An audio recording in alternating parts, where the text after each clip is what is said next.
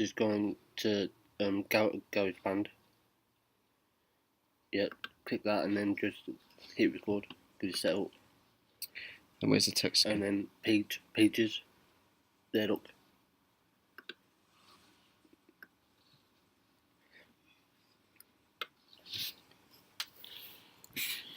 Alright guys, welcome to another episode. This episode is all about the last part of Titanic, and it will also be doing the Rothschilds part 1. So, I hope you enjoyed yesterday's episode. So we're just gonna get straight into it. If you haven't read or listened to the first part, then it doesn't matter, but it will make more sense. But like I say, we're just gonna dive right into it. So, weather conditions.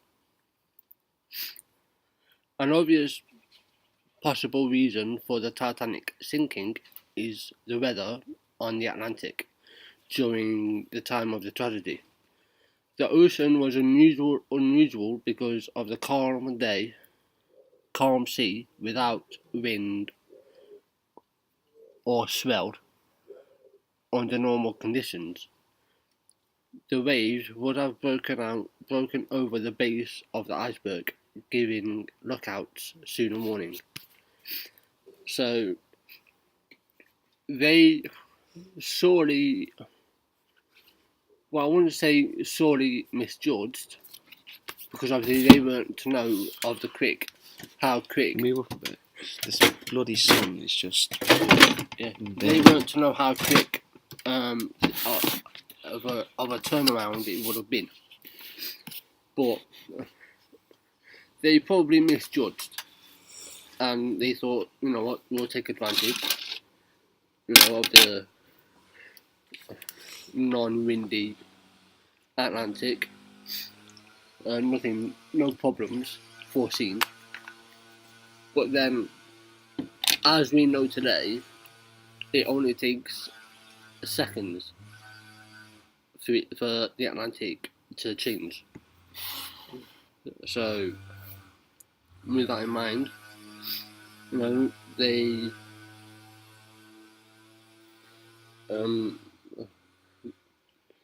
they forgot to try and correct it, and unfortunately it was too late, and it hit an iceberg.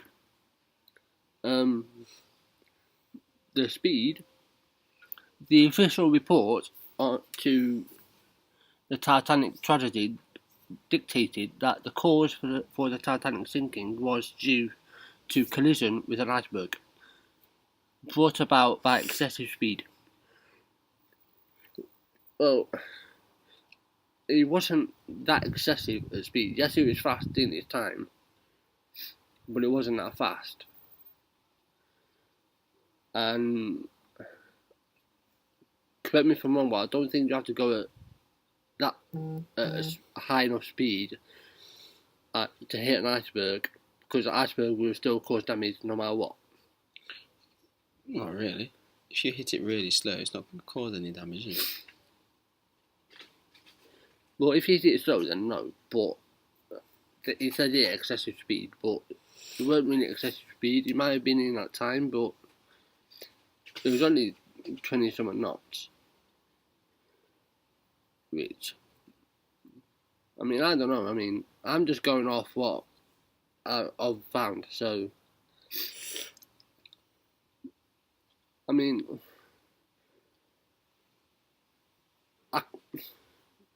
the quick weather change is a bit striking, especially at that time. For it to 1 minute it's no wind, no swell, the sea's calm, right, and then all of a sudden, just like that, it kicks off. Now back then they couldn't judge the weather. Well, they probably had some. Well, they probably Would have had had someone. They would have had some ways to you know. Because back then they had compasses. That's how they navigated. Because Captain John Smith always carried a fob watch, so that's how he knew which direction to go in. Mm. But I mean, it's unfortunate of the collision because obviously that's what led to the sinking. But it's, I think the film that they made didn't help because it only told part But they're of the not story. going to tell all the story, are they? No, and most of it wasn't actually factual, so that's probably what's misled. Yeah. But the film's just a load of it's a load of nonsense. Obviously, not going to tell the whole story because they wouldn't have known the whole story. No. They just Hollywoodized it, stuck probably a few characters in there, and just made it out, and then just went on from there. It wasn't about it wasn't about the actual. It wasn't about how it all came to be. It was about these characters that fell in love, and it was just about them. Yeah. And it wasn't about anything from the outside. It was all about what was happening on the inside. Yeah. It's like it says, people wouldn't have found that interesting. No. Or the politics and the ownership behind it. They wouldn't have found that interesting. It is said that if the Titanic had maintained a lower cruising speed, she was at about 22 knots, which was 2 less than her 24 knots top speed, that the iceberg could have been avoided.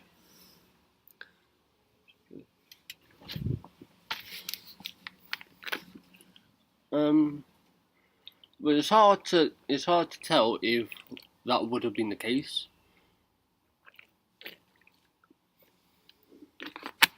I mean, her top speed was 24 knots, so she was going at 22 knots. But you've also got to think that it's a big fuck off shit, so they wouldn't have been able to avoid it anyway. The ship would have been hit regardless, because the ship wasn't agile enough. It's not like a mini fucking U-boat that you can turn and it'll just automatically, then it'll just flipping turn and not get hit. If it was going slower than that, then I would have had a chance to miss it. Yeah, but obviously 22 knots isn't that much of a decrease in speed.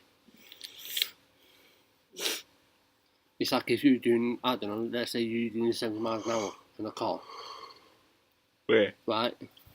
Well, if like you're on a country lane where there's no other traffic and you're doing 70 and you knocked off 2 miles off that, per hour off that, and you're doing like, I don't know, 68, well, would that make a huge difference of whether or not you did? Because you still collide with something. Would it be less of a collision? I don't know, but you still hit it. You still wouldn't have time to manoeuvre out of the way. Well, you're talking about hitting a person? Well, hitting a person or hitting something. Because they're saying there that if she'd have gone at 22 knots instead of 24, she would avoid the ship would have avoided. Yeah, but it might have done, because it only takes. It's like if you get hit by a car 30 miles an hour. Yeah. The noise is so annoying. Yeah, sorry about the noise, by the way. Why are you saying sorry? It's not our fault. No, but if you was to hit a person at 30 miles, if you was to hit a wall with a car at 30 miles an hour, yeah, you'll probably cause a bit of damage. But if you hit it at 28 miles an hour, then it won't cause as much damage than if you would. either the front of the car will be a bit more or less dented than if you was to hit it at 20 at 30 at 30. So, but with the Titanic, right, the slower you hit something, or the slower you go, the more the chance you're going to realise that it's there sooner rather than later. Therefore, you're going to give yourself the more of an opportunity to get out of the way. So if you're say if you're on the motorway and some twat is walking across it, and you're going at 90 miles an hour, which you're not supposed to. Yeah. Right. It's going to be pretty hard for you to slow down. And it's going to be pretty hard for that person to realise that, shit, perhaps I need to get out of the way. But before he's thought, oh, okay, I'm going to die here because he's coming at 90 miles an hour. There's no way I can get out of the way. But if you go, I don't know, I know it's not a smaller amount than 2 knots, but if you go, say, 10 miles an hour less, or 5 miles less, it might give him more of a chance to move out of the way. And you more of a chance when you slam your brakes on, then it's going to give him more of a chance to survive. Speed always matters. The less of the speed, the better in cases like this. They could have avoided it. Yeah, they could have, but you also have to factor in the ocean. But you also said that, yeah, of course. But you also said that we also mentioned that the Titanic wasn't agile enough anyway. No. So the material that was used to build it just didn't cut it. So therefore, it didn't. Yeah, if they would have slowed down a lot more, it would have gave them more of a chance. But if they would have built it a lot better than they did by avoiding more expensive materials, then perhaps it wouldn't have been a bigger collision than it was. No, and also they would have got out of the way because they did try and get out of the way. Yeah. But because it was too slow and nowhere near as agile as it was supposed to be, because of the cheap materials that were used,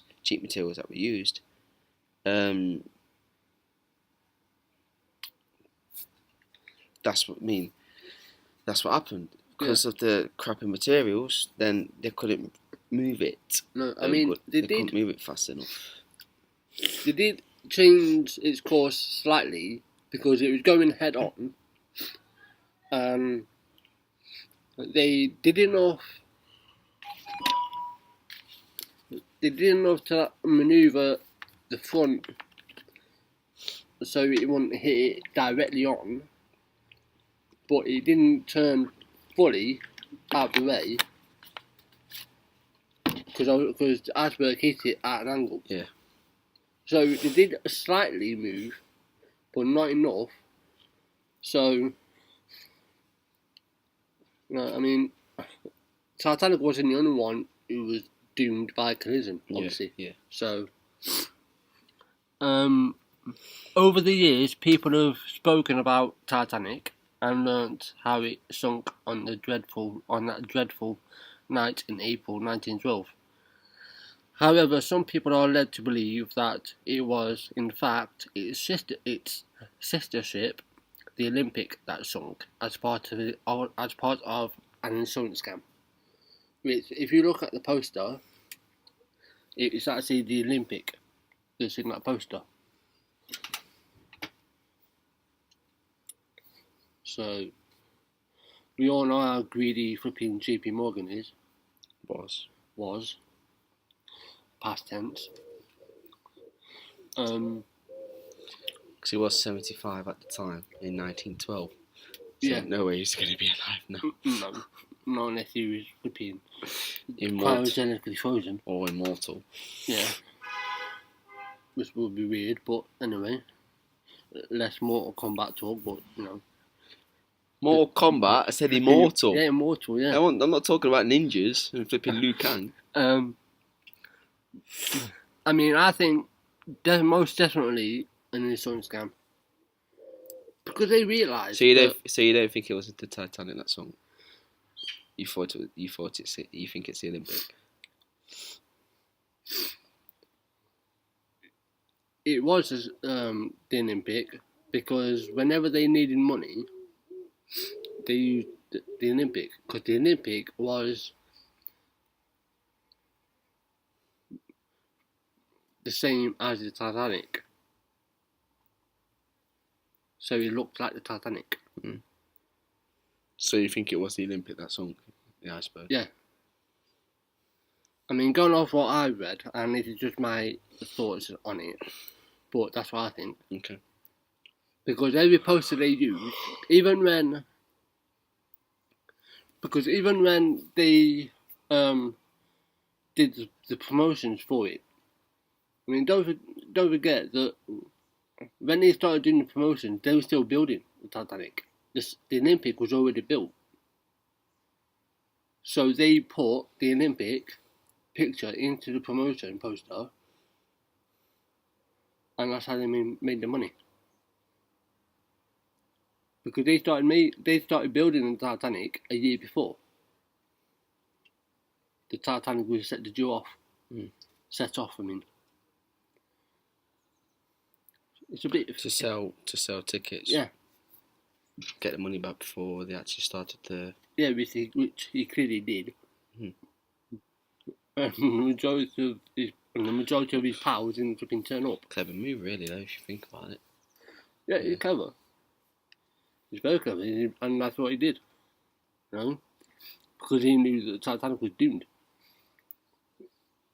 Even back in Belfast, even before, right, workers were told not to say anything about this scam.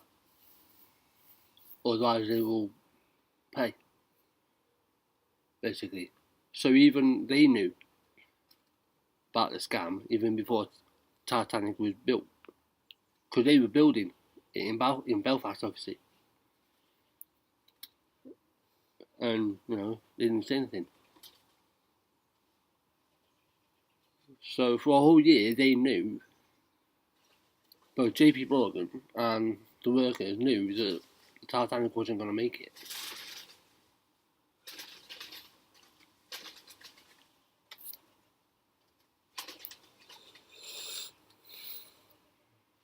I think this pigeon's trying to mate with each other.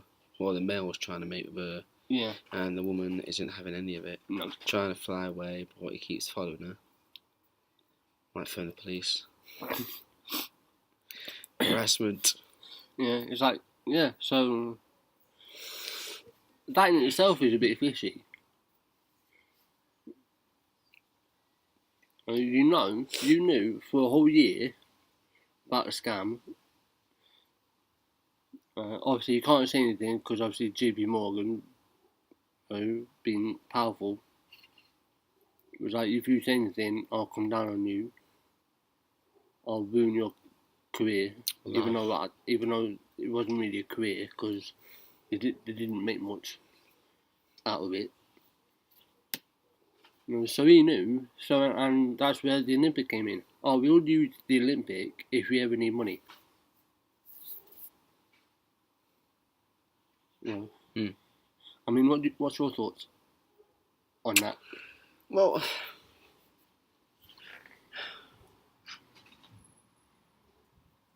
I mean, I couldn't say anything. If my boss, if you're relying on the money from the job, which everybody does, and your boss, and you haven't got anything else, and you're quite poor. I mean, if my boss came up to me and she said to me, right, this is what's happened, and you saw it, you knew about it, I don't want you to tell anybody. If you do, then I'll end your job. It'll be done. I don't earn that much. I'm at the bottom of the ladder in human society, probably close. Now, I'm not poor, but you know, a couple of steps down from me on the ladder, that's poor. So I'm in the working class, well, meaning below the working class is the poorer. Yeah. So I'd have to look at my options and go, right, okay, if I tell anyone, then that's it for me. But if I do tell anyone, I mean, go all try and be a rebel, trying to be, stand up for myself or something, and get myself fired. Is that actually worth it? Where's that going to get me? So I would choose to keep my mouth shut, because what am I going to achieve by snitching? What am I going to achieve by losing my job? What am I going to achieve by not helping to pay rent? Nothing. So I want to keep my mouth shut. These people kept their mouth shut because they know that this is all they've got. This is all they've got. They've got to feed their families. They've got to keep their jobs. So they're going to keep their mouth shut. JP Morgan was one of the richest guys in the whole world. His family was one of the richest in the whole world. Mm-hmm. Why would you want to get on the wrong side of someone like that? You wouldn't. Exactly. So you're going to keep your mouth shut. Yeah. So you keep your mouth shut. Don't try and be all Robin Hood about it. No. Keep your mouth shut. That's a fucking disgrace in itself. And get on with it. But yeah. And don't do anything stupid, because the guy will ruin your life. So it's as simple as that. Yeah. Tuck your tail behind your leg. Tuck your tail beneath your legs. And run. And keep your mouth shut. Yeah. The reason behind people thinking that the ship is not really Titanic takes us back to the 20th September 1911, when the Olympic collided with the HMS Hawke just off the coast of the Isle of Wight.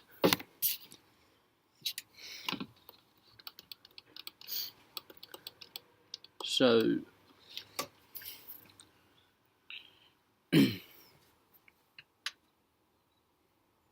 that's a bit of a strange one. So 20th of September, the Olympic collided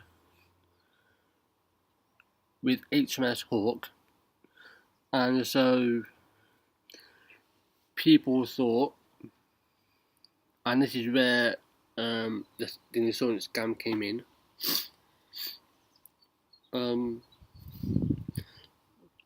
Even though at this time people didn't know that obviously the building of the Titanic wasn't publicly known. Obviously, they wanted to keep it hush hush, because obviously any publicity would derail JP Morgan's plans. So he used the Olympic. The Olympic survived because they rebuilt it, and then they tried to pass that off as the Titanic, because they're both similar. Well, they're the same. So I mean, it's interesting, but a video showing the damage Olympic sustained during its collision with HMS Hawke. This incident caused many problems for the ship's owners. White Star Line, as this meant that it would have been taken out of service while they repaired it. But this also meant that the maiden voyage of Titanic had to be put back from the 20th of March to the 10th of April. This at the time was something that White Star Line could not afford to do, as they had legal bills to pay and the cost of repairing the Olympic as well. So because they had to rebuild the Olympic, the Titanic had to be pushed back to the 10th of April. And I don't really buy the part about the money, because JP Morgan funded it and he bought the White Star Line, which in today's money that's $700 million in today's money. So, but again, it comes back down to what you said in the first Titanic: cutting corners, not paying the bills.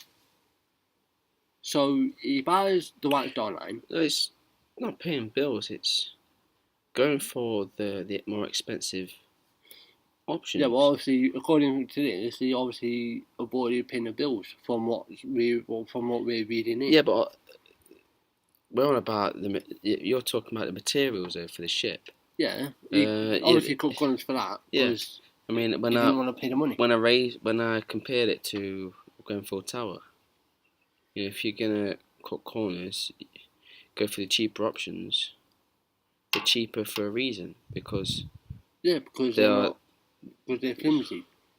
So that's what JP Morgan did. He went for the cheaper option, and look what happened.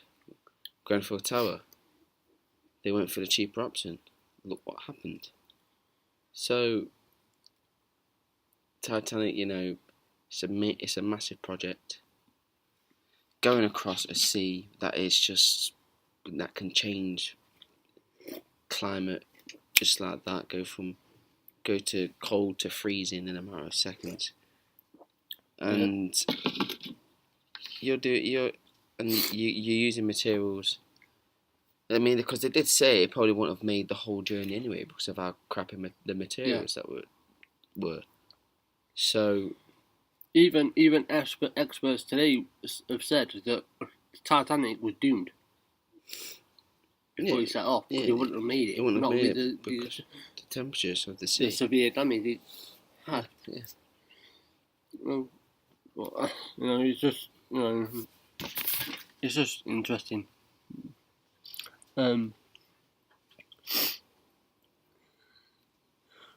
So he put back to the 10th of April the Titanic,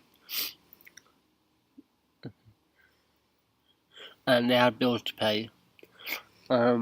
This meant that they had to come up with a way to claim back not only the money that they would have missed out on due to Olympic not being in service, loss of revenue, but also the money they couldn't claim back from the incident.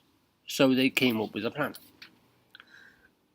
The plan was simple: switch Olympic with her sister ship, the Titanic, and sink it to claim compensation. So that was a simple plan. So instead of sinking the Olympic, because that was damaged, they repaired that and decided to sink the Titanic. It's just like comical. So it's. Oh yeah, great plan, mate. Yeah. He loved destroying things.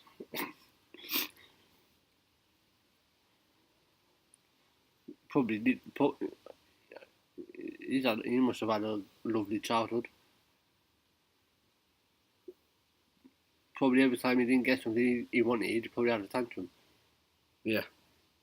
So, I mean, I just find that funny. I mean, if it was the other way around, they sunk the Olympic, then I wouldn't necessarily agree with it, but it would make more sense. Ish, because so the damage. But when you think of before it collided with an iceberg, a perfectly ish built ship, because at least it moved. You know, at least it didn't collapse before it left the dock. So it still withheld some force in the waves. But as we mentioned, poor material, you know, the hit with the collision. So you know what, a lot of people's on there, but fuck it, we'll sink it. Even though it took 2 hours for it to sink. But yeah, we'll claim money back off it. We'll use the Olympic, and we'll say that the Olympics are Titanic. Took a lot longer than 2 hours. But yeah.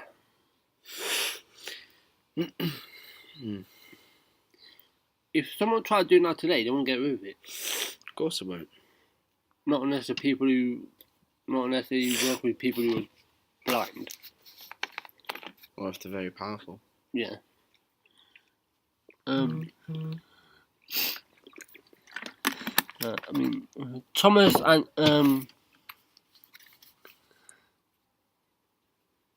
no one would know they had swapped the ships, except the people in charge. John Bruce Ismay, Lord Pirrie, Thomas Andrews, and J.P. Morgan. As if you looked at the ships when they were sitting beside each other, you would not know which one was which, unless you looked at the nameplate on both ships. So, and you wouldn't be able to tell unless you did that, because they're both alike. But, you know, goes to show powerful people don't really care. As soon as the plan was set in motion, they went about changing the Olympic to look exactly like its sister ship by covering the floors with carpet, as the Olympic has tiled flooring. And the passengers and crew who had been on Olympic then, Titanic would have been able to see the footprints left by previous passengers. If they didn't do this, people would obviously would have wondered why this brand new ship that no one had been on was covered in footprints and stains from spilled drinks. So they obviously knew that we can't let them see tile flooring, because then people start thinking like, what the fuck's going off? So red carpet. Another thing also to note, that we'll get to that part, that a part of the Titanic ended up in a hotel, being used in a hotel. I mean, we'll get to that part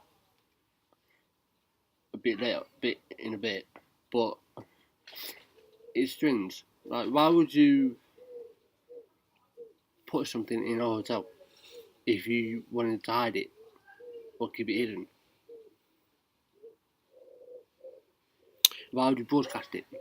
Because you intentionally sink the Titanic, so you want to make sure that all the evidence doesn't. Perhaps they are hiding it in plain sight. Oh, it's pretty stupid.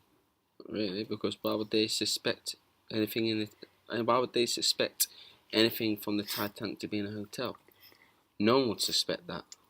So they knew no one would probably expect that. So therefore they did it anyway. Because the plate where you can see the word Titanic and its number 401, that was in a hotel. They put that in a hotel. Perhaps I don't know. Perhaps the hotel brought it off them. You don't. I mean, that's the thing. But I'm just making that point because I just found that a bit odd. Like, if you want to cover something up, make sure it's hidden, no one can find it, you would surely cover up that plate. Unless, in the mind of JP Morgan, he didn't really give a fuck, just put it there anyway. Just put it in the hotel, unless he bought the hotel I mean, I don't know. He could buy anything. Probably bought the hotel and then told people to keep quiet. Well, because in the white, the hotel is called the White Swan Hotel, and it's in the plate is actually in the staircase of the hotel. And if you visit that hotel today, you can still see it, I think. But don't quote me on that. I won't. But well, right, so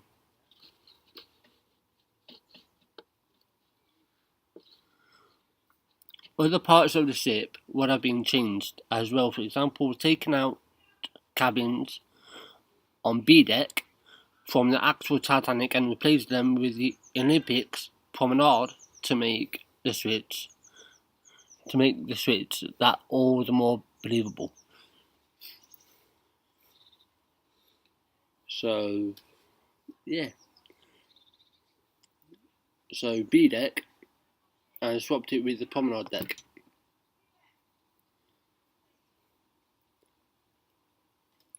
So they did a lot of things to cover it up. But why go through all that trouble? I mean, obviously they did it for a reason. Yeah. But it's a lot of trouble to go through to make it more believable. I mean, I don't think people would notice when they've had flipping 4 glasses of flipping bubbly or whatnot. Expensive champagne. Getting drunk. Yeah. They're not going to notice. Yeah, but they. But also, we've got to remember that there was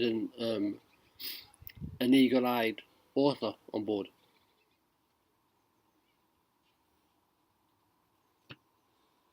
That we covered in the first part. Oh, him. Yeah, because he wrote the book Wreck of the Titan. So maybe, and obviously he died 2 years later due to poisoning. So obviously, they didn't want him speaking or putting stuff in his books. 3 years later, they left it a bit long. Well, perhaps they didn't want. I mean, well, yeah, you're making a good point. I don't know. Maybe they didn't want added publicity. I don't know. They just wanted. Maybe they wanted to put all their efforts into making sure that no one being knew, except for one guy we just previously mentioned. But it's all very suspicious. Even when we did the first part, I was still scratching my head after it. Like, what the fuck? Right. It's not flipping Dexter, where you've got one guy trying to cover up stuff. Never seen that program. It's a good show. So it's pretty good. The guy, the cop, he's a bit of a flipping psycho. Yeah, he's a nutcase. Yeah. Whoops.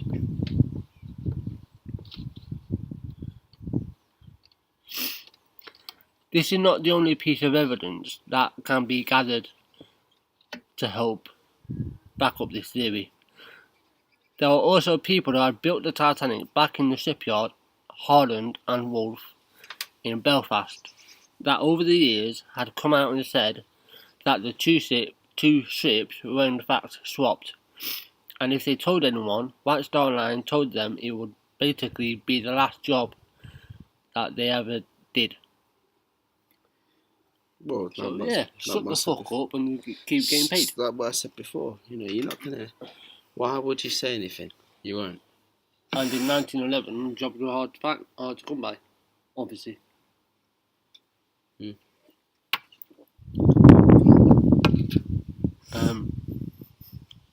So obviously they would have kept quiet, but they didn't, because the families of the people who built the ship know about the scam.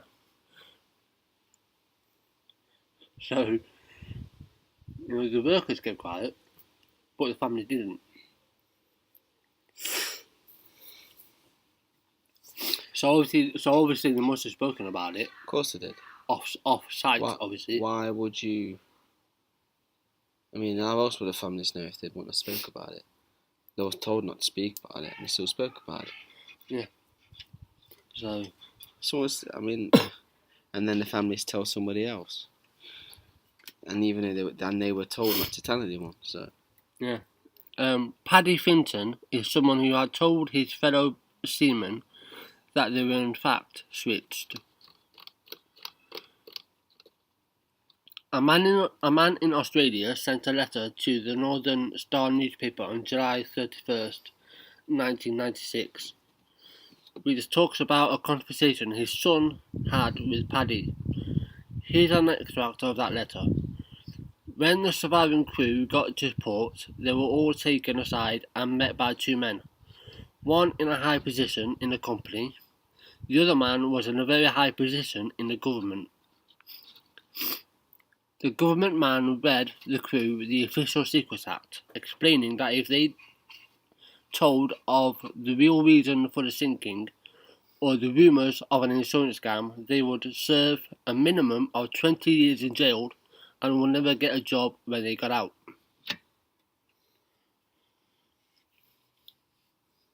So, a man in a high position of the company, GP, because he's the highest one, and someone in the government saying if you tell anyone, you'll serve 20 years in jail and you'll never work again when you get out. That's surely gonna one, be scary in itself. Like, why would a man in government come to a shipyard to tell people to, and when I did the research, I couldn't find the name of this government man. I mean, government people shrouded in secrecy anyway, so you won't be able to find out the names anyway, but I just found it odd that he would take time out of his busy schedule, if he had one, to come all the way down to Belfast.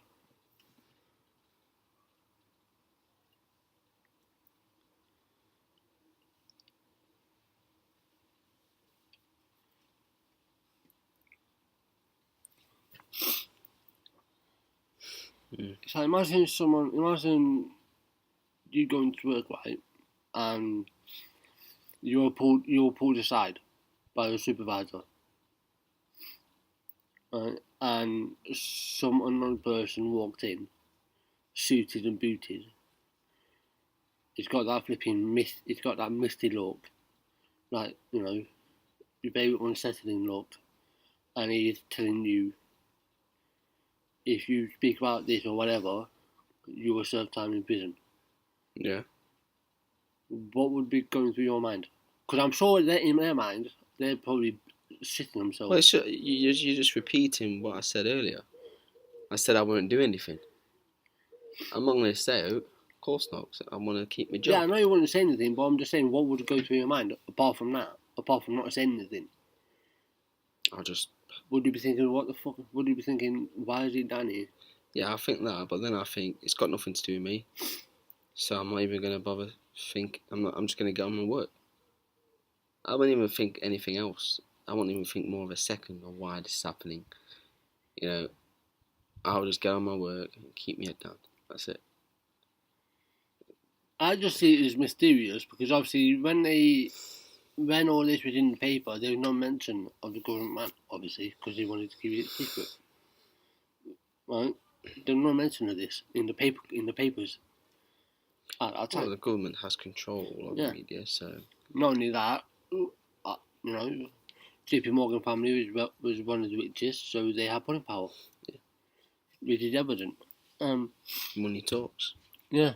There was also something else that could help back up this theory, and that comes in the form of the owner, JP Morgan, and 50 other first-class passengers. JP Morgan was amongst many people who cancelled his trip at the last minute. We covered this in the first part, but we'll go over this briefly, as he was of ill health. Bollocks. No, he wasn't. When in actual fact he had been spotted in France 2 days later and appeared to be in perfectly well health.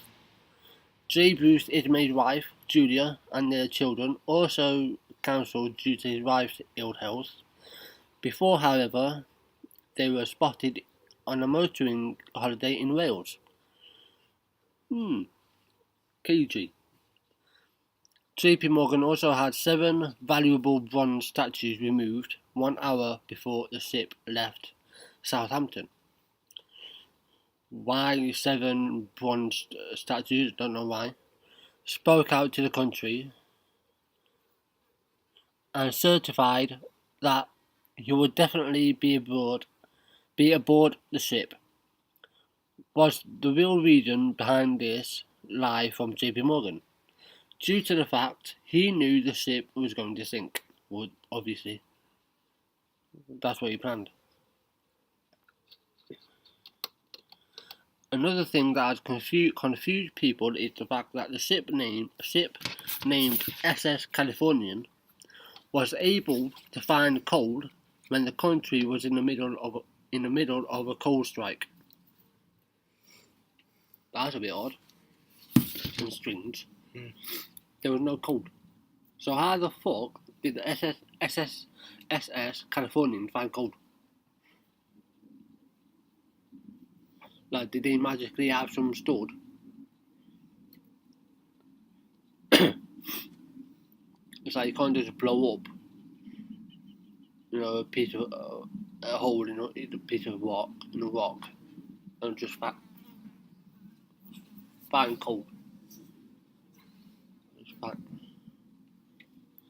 I just find that odd.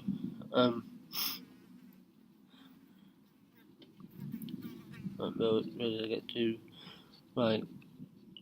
And there was the fact that when it had left London, there was no passengers on board. Instead, there was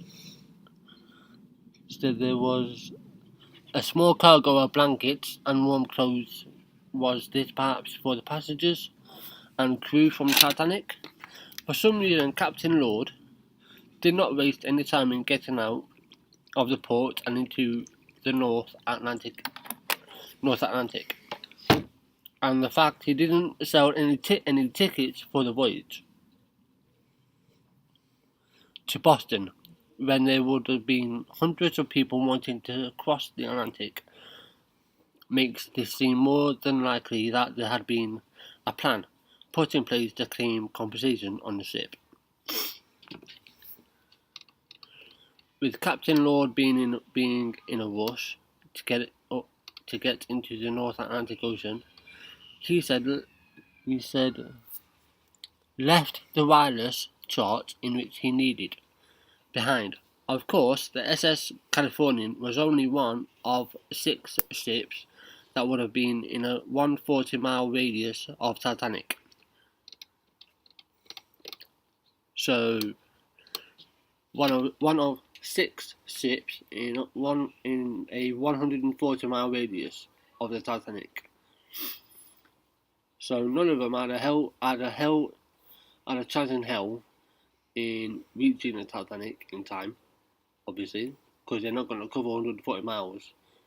No. Fucking in time. No. Not to mention that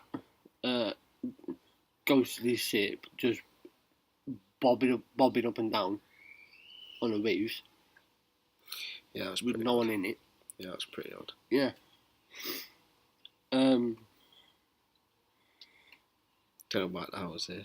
No, it's a bit like in one of those films where you see a lonely boat, just bopping, no one in it.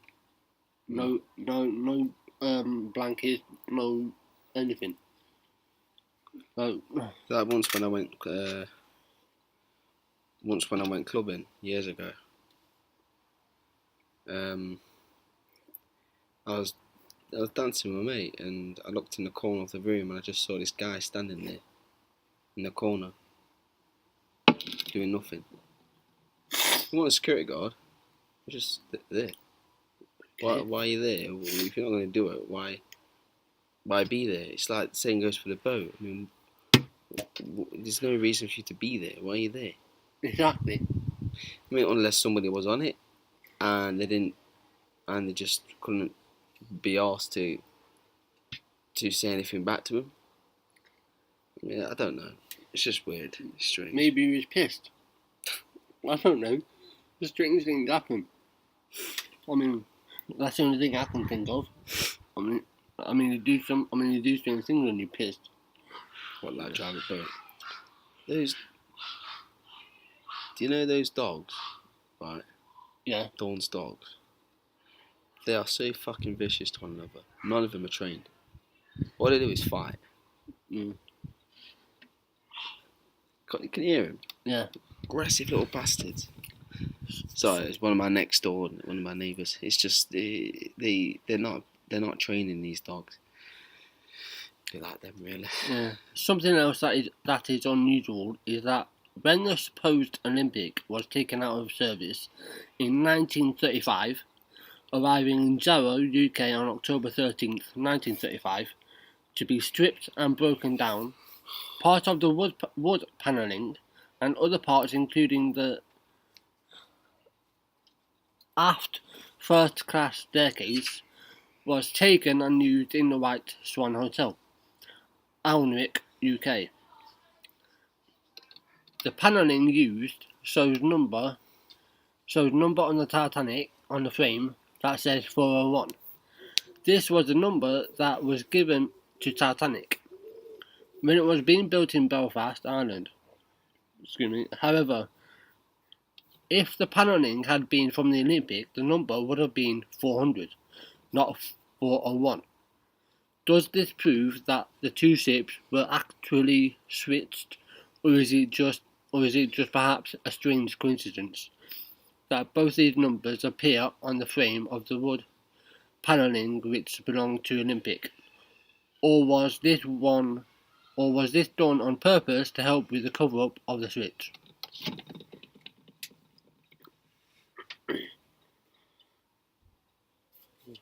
So, was this a coincidence? Or did it help in with the switch? So basically, did they switch and the number on the frame was 400, which was Titanic. Mm-hmm. 401 is Olympic on the panelling.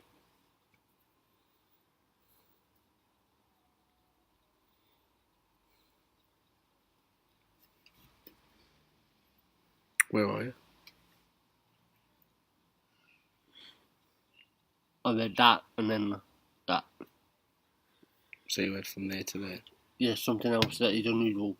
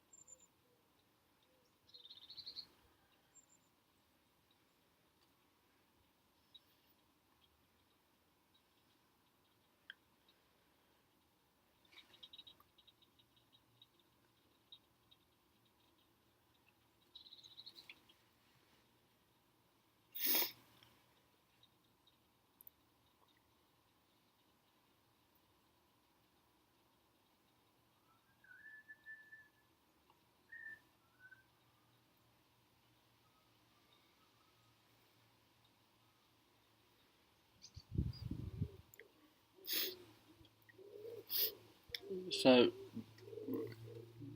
basically, what they did. Oh no.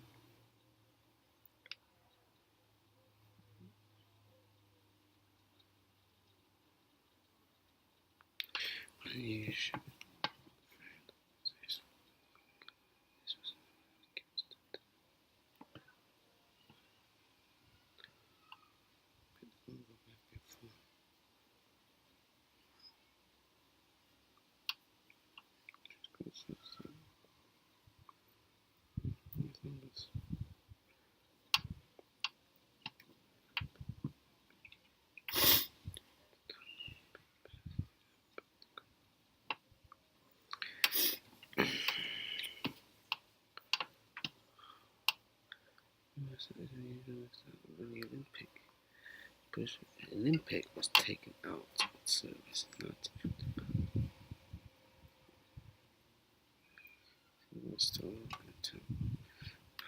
Shows. This was the number that was given to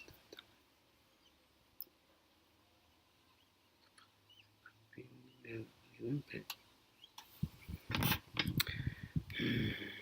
The Olympic, the number would have been.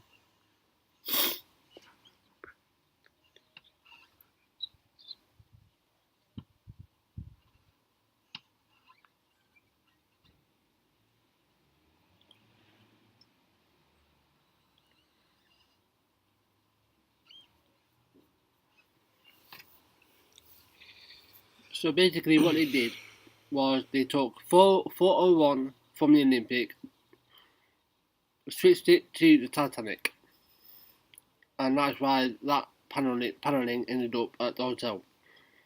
Then 400 was switched on to the Olympic. So this is where the insurance scam came from, because the Olympic looks exactly the same as the Titanic. So the Olympic's got a 400. So and the Titanic has a 401. Mm-hmm. Trying to pass it off as the Olympic. So that's what they did, in a nutshell. And it kind of worked for 50 years or more, until experts came out. Yeah, but they're not. But even experts don't fully know what happened. They're not going to be bothered though, because they're dead. Well, no. But no, it just shows that obviously what lengths they would go to cover anything up. That's what you do in scams. Yeah. Another thing is, when you look at anything to do with advertising for the Titanic and White Star Line, for that matter, the ship that was always used was Olympic, and its interior, every time they needed pictures. What a surprise!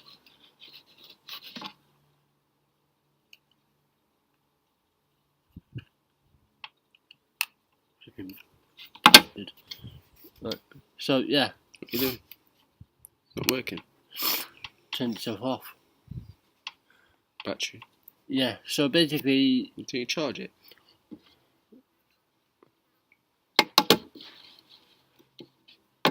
No, it doesn't need charging. It will last for a year on one battery. But yeah, so whenever they needed money, they'd use Olympic. This would have been very odd, considering the fact that people were paying for Titanic's maiden voyage and not the Olympic maiden voyage.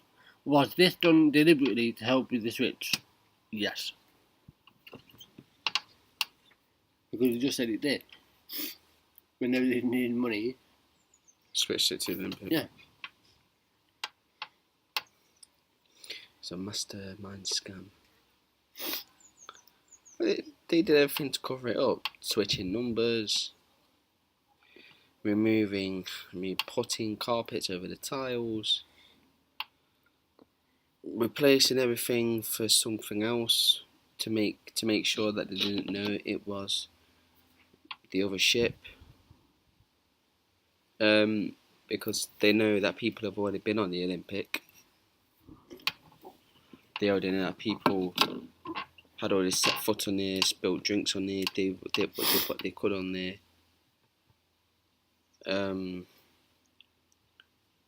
So they replaced the majority of the interior with new stuff.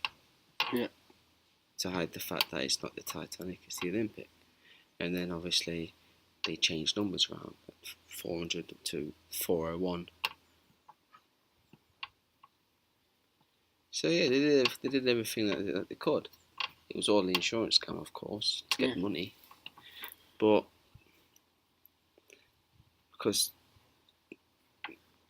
it's an odd one, isn't it? It's very odd. Yeah. I mean, yeah. When I first started doing the research, obviously, I already knew most of it when I first started, but because I never believed the film or anything else.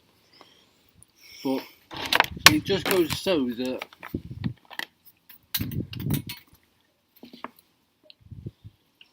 with these types of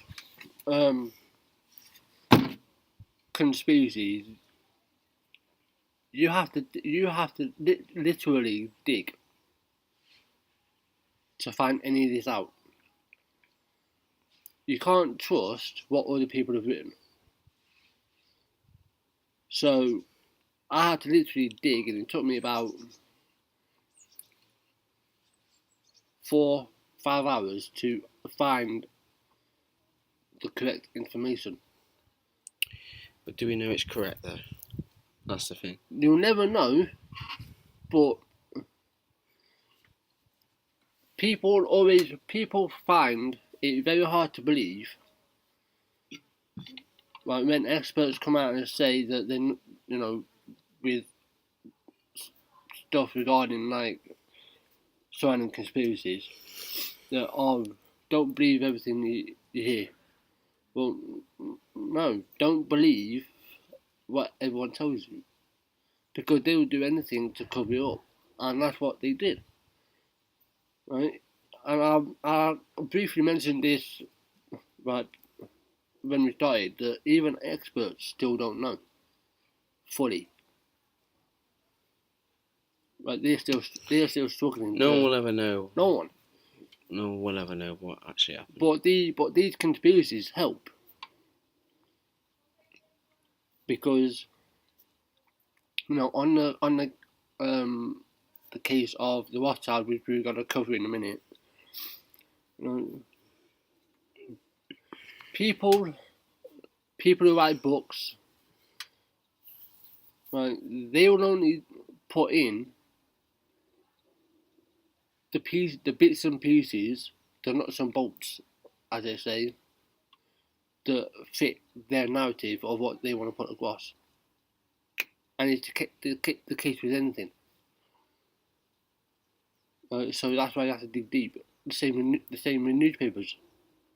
They only put what they want in to fit their narrative, and it's only that narrative that they want you to believe. So if you dare to, think outside of that and actually delve deep yourself, you're not gonna find out the actual truth. And with this conspiracy theory, it screams to me like, to me, obviously you can tell me your point, but to me, I think it's true. It was a scam from the start. The Titanic was doomed. All the lives that were ended was erased, because it didn't need to be. But would would have the sinking of the Titanic be would it have been more prolific, What do you mean? more polarized with the mass publicity if it was just a lonely ship, no one on it, just suddenly sank? Would it, But because there were people on there, Well, yeah. live, it was more publicised, more polarised because lives were lost. Yeah, of course. But if it was a lonely ship, no one would have battle-landed. Well, no, because there was no lives lost. No. But I think this theory is spot on. What's your thoughts on what we've been... Well, JP Morgan, he had enemies. He had people that went against a lot of the things that he wanted. One of them being the bank, the huge bank that he wanted. He had enemies. He had many enemies. He had enemies in business that were on that ship. He had enemies that went against him. The Federal Reserve were on that ship. Some of them were on that ship anyway. Not all of them. Some. They all died. So, yeah, I mean, he did it on purpose for those reasons, to get rid of the opposition. Obviously, it was a scam from the start because they used another ship to advertise another ship. They replaced things to make it look like new, but it wasn't, supposedly.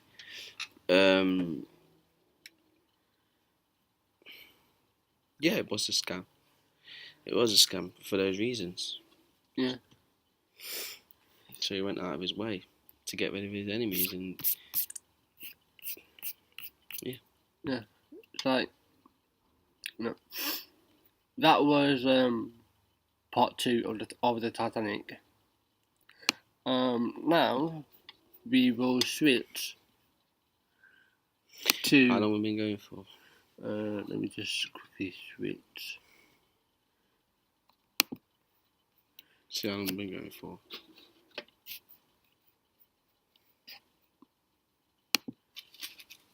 Oh, okay. Now we will switch to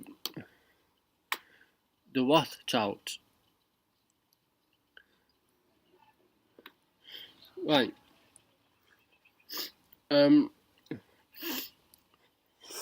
We're gonna read as much as we can because there's a lot to the Rothschilds, and obviously we're gonna be covering this quite a bit, because we're not gonna be able to cram all of the information in.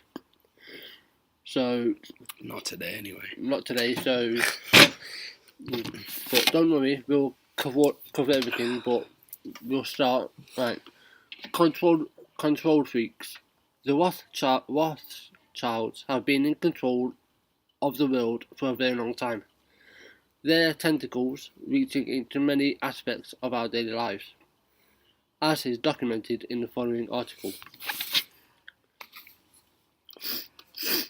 However, before we jump to the timeline, let's read this invaluable introduction, which will help us to clearly understand who the Rothschilds are, as opposed to who they claim to be.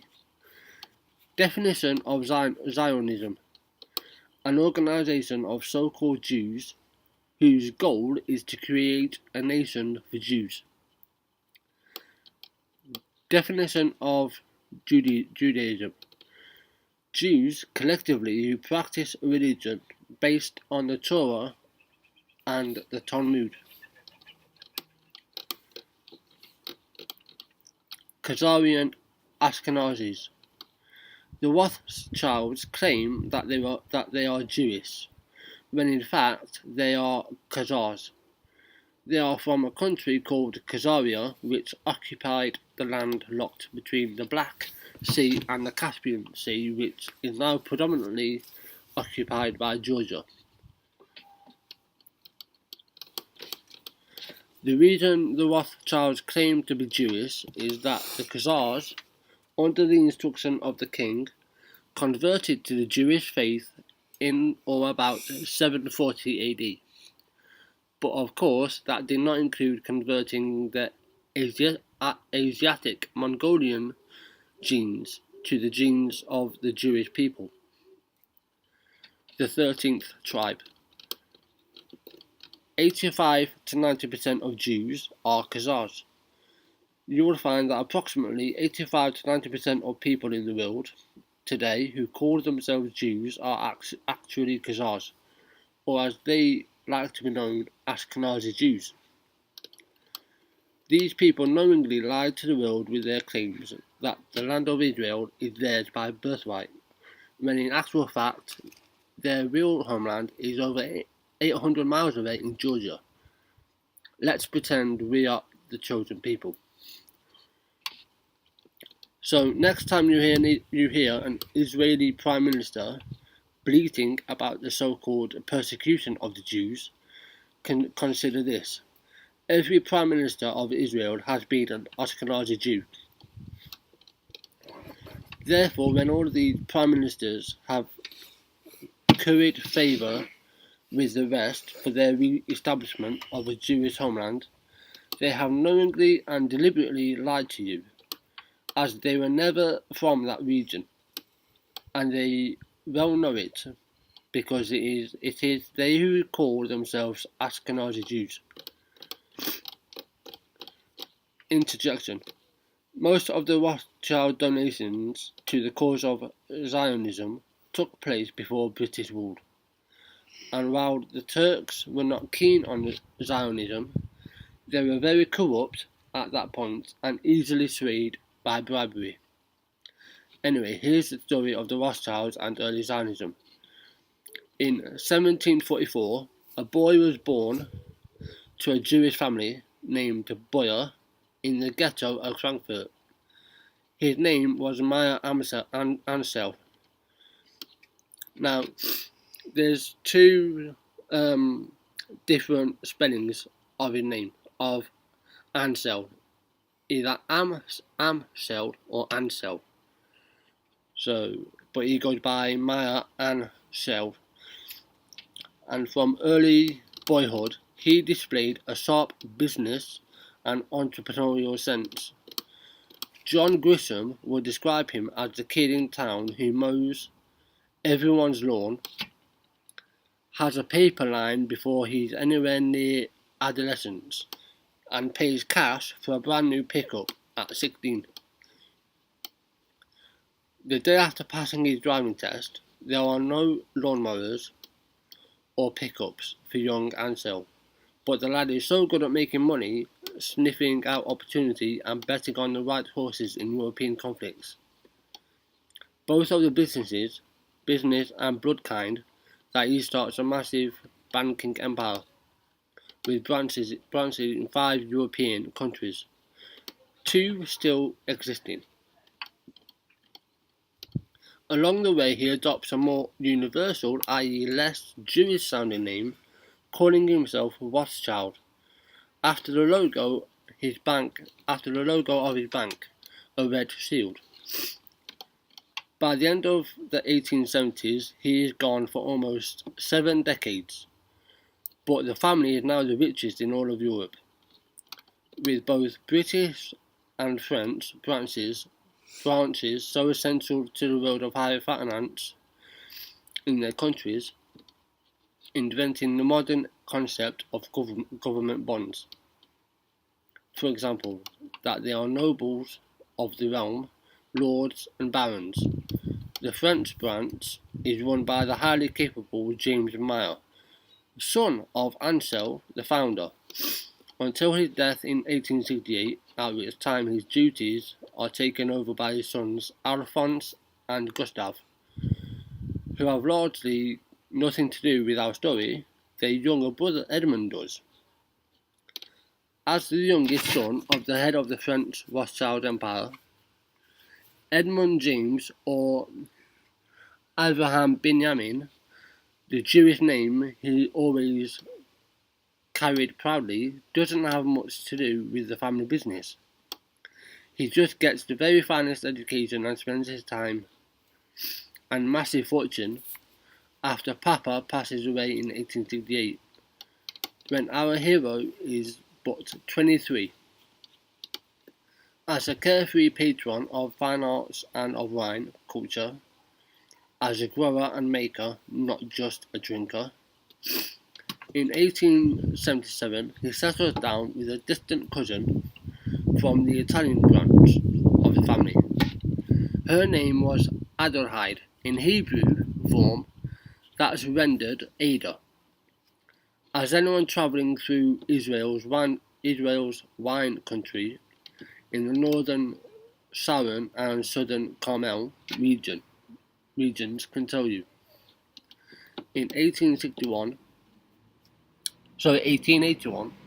he is appalled, along with the rest of the comfortable Jews of Western Europe, at the vicious pogroms in Russia. Edmund, approaching middle age, with a considerable reserve of energy,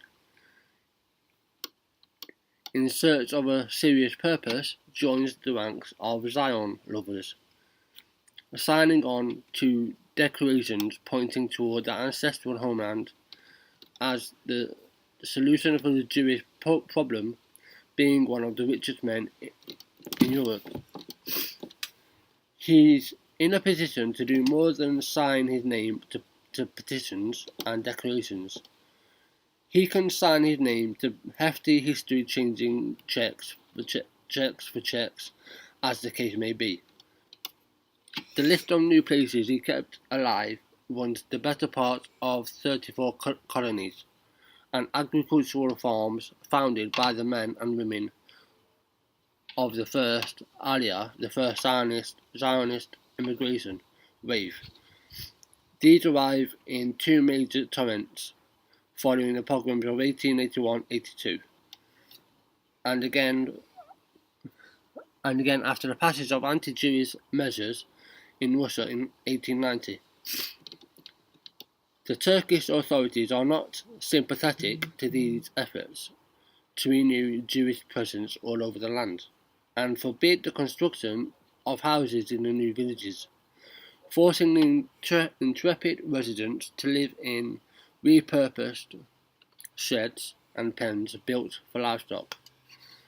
However, many of the delegations in Palestine and influence with the local authorities, these countries, while not always sympathetic to Jews within their own borders, are nonetheless happy to use them as an excuse to land their influence. I've lost track. What the fuck? European powers with delegations in Palestine influence with the local authorities. These countries, while not always sympathetic to Jews within their own borders, are nonetheless happy to use them as an excuse to wield influence in the sentimentally and strategically important Holy Weird influence in the sentimentally and Holy Land. Okay. Their influence is invoked more than once to defend the settlers from the unappreciative powers that be. Another way around this official hostility, one very efficient in the back end of the legendarily corrupt Ottoman's empire, is good old-fashioned bribery, yet another use of the Baron's cash. For the Baron's cash, sorry. The Baron Rothschild may not have been the great financier his older brothers were, but he wasn't some naive, dreamy-eyed hippie either. After the colonies initially approved, unable to support. That fly's just annoying me. After the colonies initially approved, unable to support themselves, being in competition with Yeah, Allah. it's a bracket there. You don't need to read that. Themselves, the Baron's aid began to come with tight strings attached. He created a bureaucracy dedicated to the management of his philanthropic investment in his pioneer briefing. Brethren. These clerks, as they were called, made the colonists submit to tight rules governing not only the production of their farms but also their personal conduct. In order to prevent the whole endeavour from being perceived as a business venture on his part, and in order to help the farmers overcome the inevitable occasional bad crops year, he had his executive pay farmers a monthly stipend based on family size, regardless of how much crops each family's farm produced. This may have been a generous thought, but it wasn't conducive to efficiency or innovation. The Baron's bureaucrats became hated overlords in the eyes of the settlers, and mutiny broke out against them.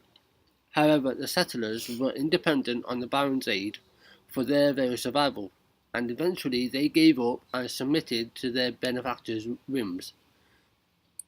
Despite the questionable managerial decision, such as forcing many of the colonists to concentrate on growing grapes for wine, which was a crop the Baron knew much about, and the fact that he relinquished control of the colonies he founded in 1901 to the settlement company founded by another rich noble titled Jew, the Baron Maurice Hirsch.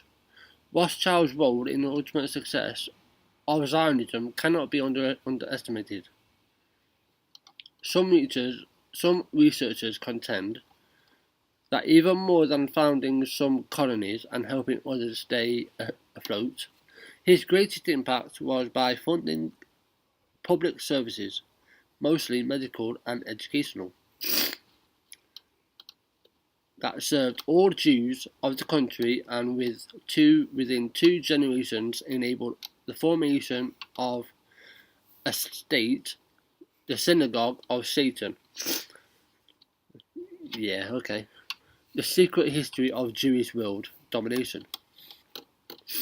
Also, it is said in the conspiracy surrounding the Rothschilds naming Israel, which may or may not be believable, in Egyptian mythology there were 2 Egyptian gods, called Isis and Ra. If you put these 2 names together with the last 2 initials of Amsel, you get Israel.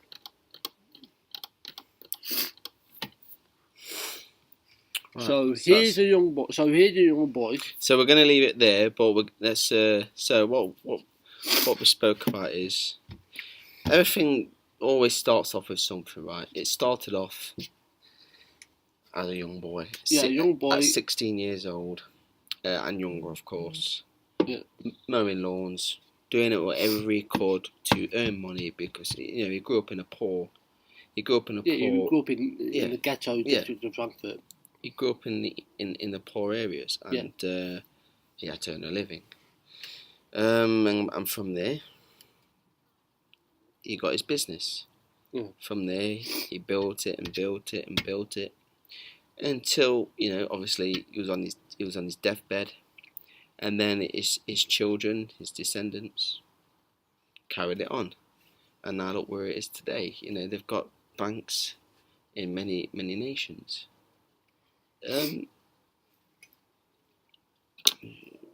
You got to respect them, but this is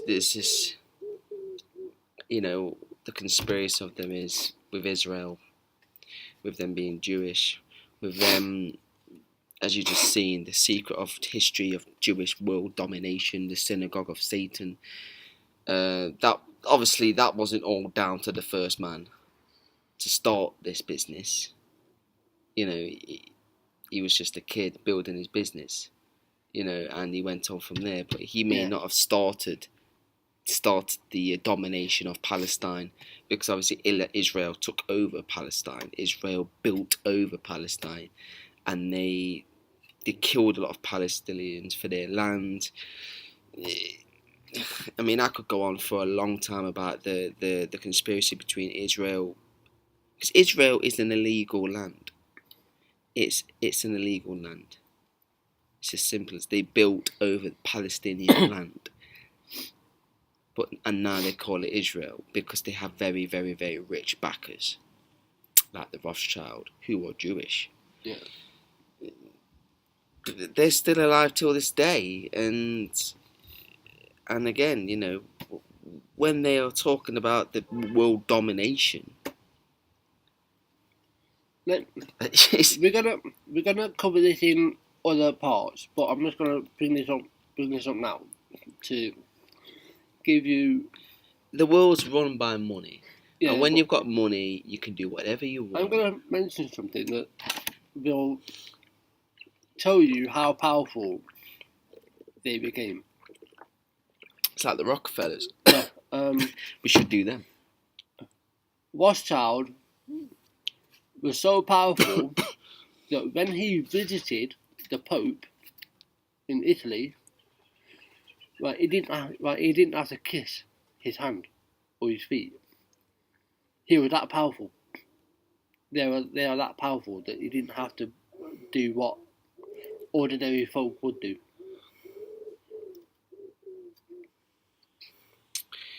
Money talks. You know that. Right. Right. Listen to this. As of April 2017, the Rothschild family's net worth was estimated at 400 billion by Celebrity Net.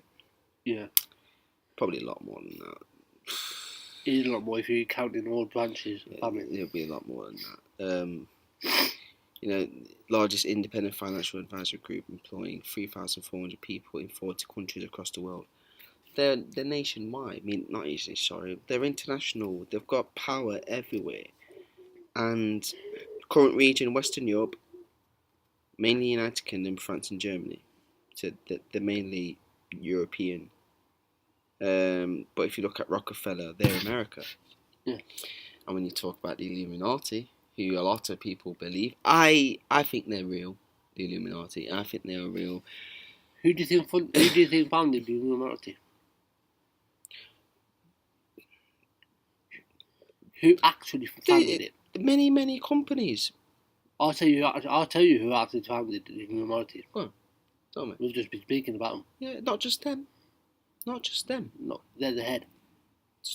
You also had the Rockefellers. Yeah, but the Rothschild actually founded the Illuminati. The four corners around the world, right? You've got many rich countries around the world. I mean, you've got many rich, powerful families around the world, the richest. And they all join together because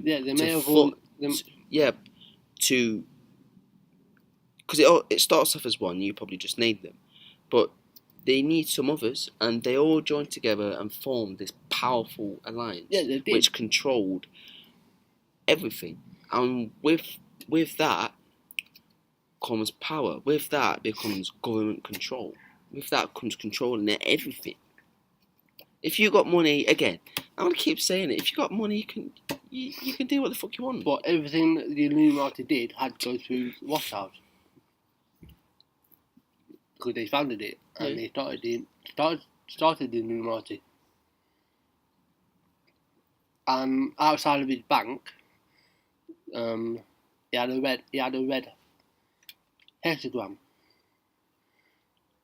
Also, you know what the Illuminati logo is? The all-seeing eye. Also, red sealed in German. Rothschild in German is a red sign.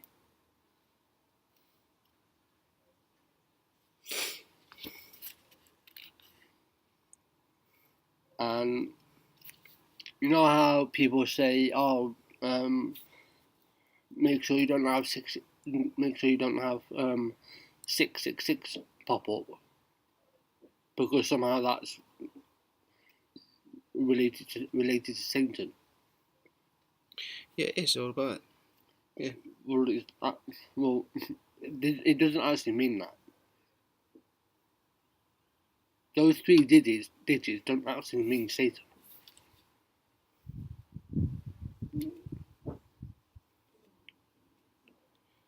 Something always sets that dog off. Yeah. It's like, yeah, it doesn't actually mean that.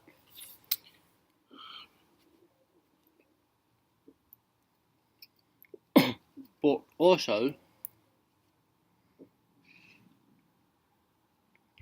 he clearly had ambition from being a young kid.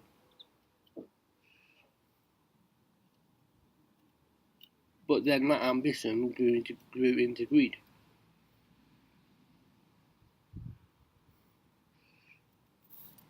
Because at one point, and we'll get to this in the second part,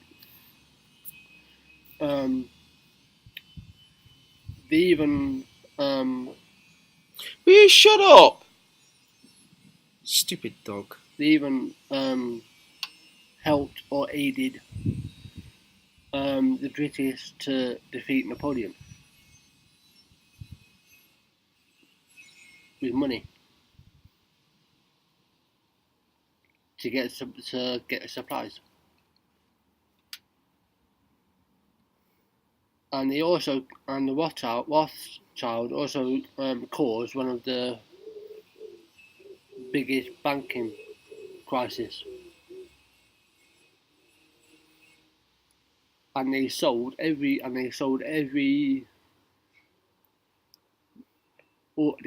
the money, and then they bought it back again at a lower price.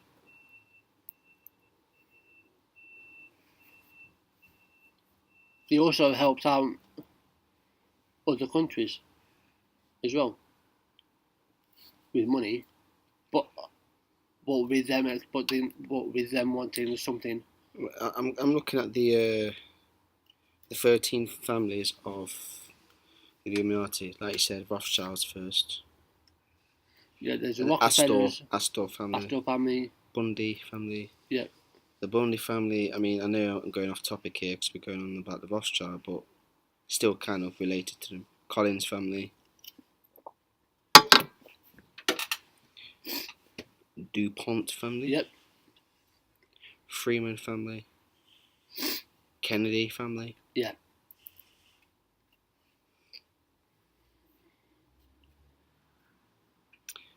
Lee family.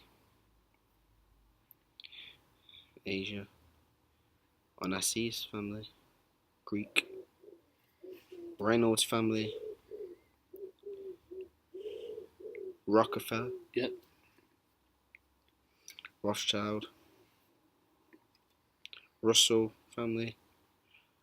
Van Doyen family. And that's it. It's probably a bit more than that, probably name more, but like I just said, every family was in the 4 corners of the world. Yeah. I'm sure when they first started out, they had good reason. Yeah, they did to help. Yeah. They did their money. They invested their money well for poorer communities, for poorer businesses, to help them get back on their feet. Like with the farmers, with Rothschild, what I was just reading, he tried to help people, especially in the crops when crops were failing, those kind of seasons where there was droughts. He tried to help them.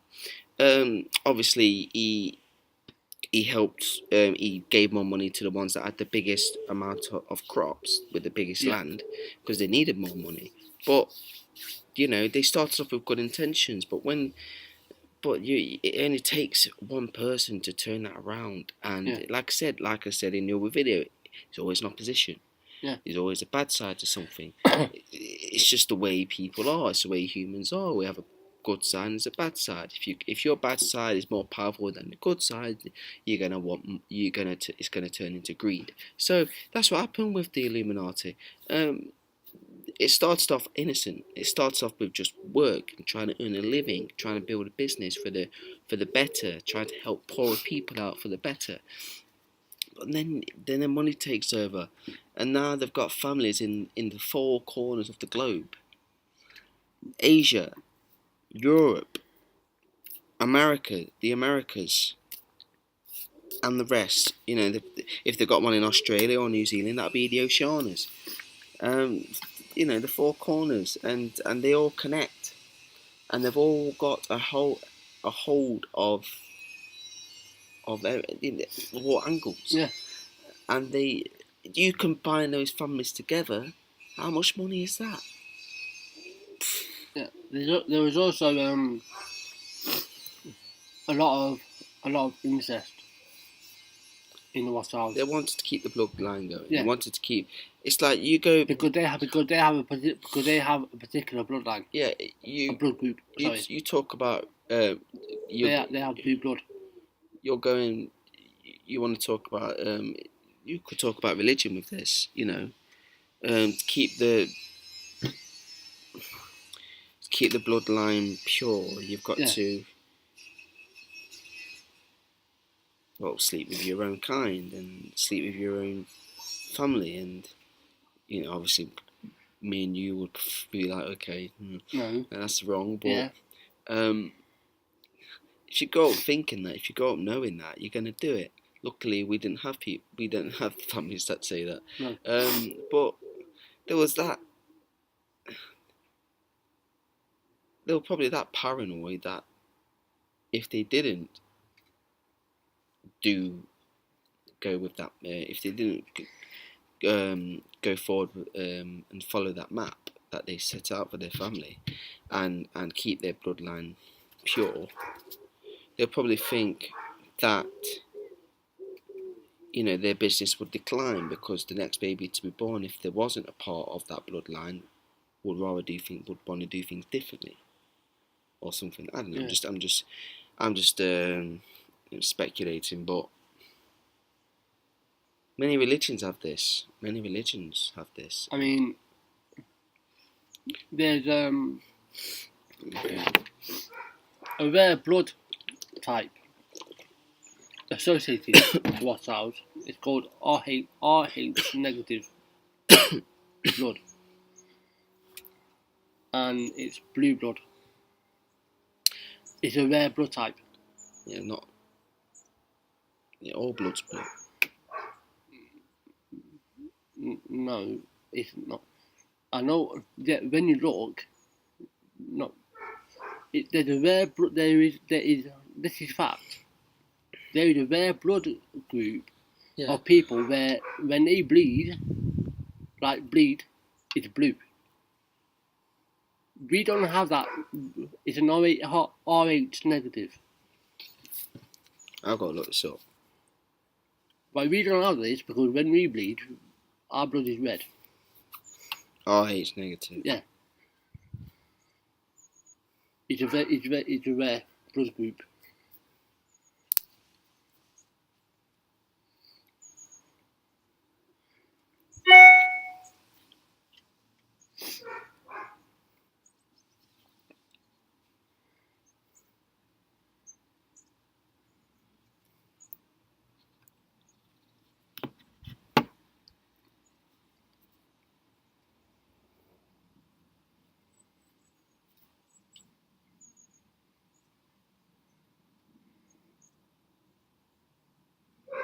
Okay.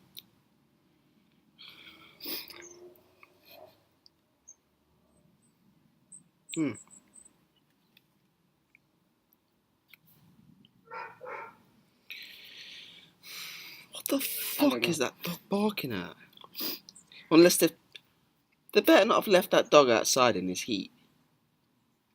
Well, if they have done, then they're stupid. Fucking idiots. But yeah. His dog. It's Britney's mum, innit? Yeah. I mean, this is gonna be more than one part, so. Yeah, it's. I mean, there's a lot to there's it. a lot to read. I mean, reading the Titanic is one thing. Yeah, that Well, one as long as it's there. No. Are we still going? Yeah, we're going to wrap it up in a Right. minute. But we hope you enjoyed the episode. It's very interesting. We will obviously let you know.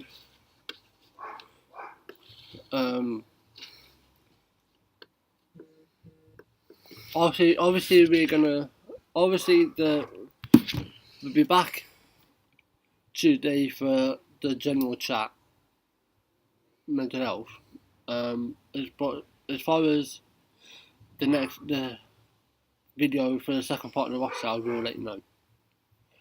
But I hope you've enjoyed it. You enjoyed it. I hope you enjoy your day or night, wherever you are in the world.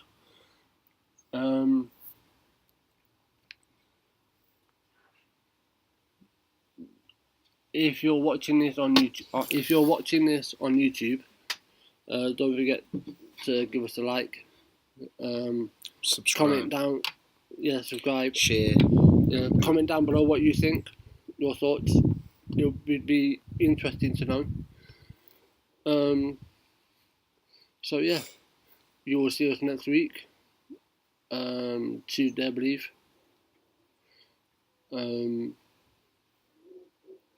For our weekly mental health chit chat. So yeah, we will see you next week. Bye guys. See you soon, guys. See you soon. Bye bye.